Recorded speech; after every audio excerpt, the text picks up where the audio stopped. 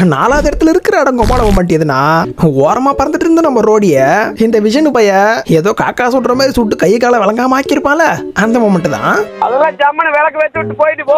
2 துண்டா பிரிஞ்சு போன நம்ம ஸ்டீவோட டீமும் அயன்மேனோட டீமும் மாறி மாறி சண்டை செஞ்சுட்டு இருக்கும்போது ஏதேதோ ஜிக்ஜாக் வேலை காமிச்சு நம்ம ஸ்டீவோட டீம் அந்த இடத்துல ஆல்மோஸ்ட் ஜெயிச்சிருவாங்க. அப்போ பக்கியை கூப்பிட்டு நம்ம ஸ்டீவ் அண்ணன் ஜெட்லி எஸ்கேப் ஆகும்போது அவங்க பின்னாடியே நம்ம அயன்மேனும் ரோடியும் போக இவங்க 2 பேருக்கு முன்னாடி நம்ம சாம் போன பைய சும்மா இல்லாம அந்த ரோடி பையில அட்டாக் பண்ண அதுக்கு அந்த ரோடி பைய கீழே வாண்டா கூட ரொமான்ஸ் பண்ணிட்டு இருந்த விஷன் கிட்ட அடே அங்க என்னடா ரொமான்ஸ் பண்ணிட்டு இருக்க இங்க சுடுறான் பண்றா இவனை அட்டாக் பண்றா அப்படின்னு சொல்ல சை ரொமான்ஸ் கூட பண்ண விட மாட்டானுங்களே அப்படின்ட்டு காண்டான இந்த விஷன் பைய சாம் அட்டாக் பண்ண குறி வைக்க அந்த நேரம் பார்த்து நம்ம சாம் லைட்டா விலக அந்த அட்டாக்கு சுட சொன்னா நம்ம ரோடியவே போய் அட்டாக் பண்றோம். பேசாம மூடிட்டு இருந்திருக்கலாமா? இந்த எந்திரன் படத்துல ஒரு காமெடி வரும் பாருங்க, மா அவன் போடுனா போட்டுருவாமா அப்படின்ற மாதிரி, அவன் சுடுனா சுட்டுருவாமா அப்படின்ற மாதிரி சுட சொன்ன ரோடியவே சுட்டான் பாத்தீங்களா விஷனு. அந்த மொமெண்ட் தான் எல்லாம் மனுஷ ஜென்மம் தானா.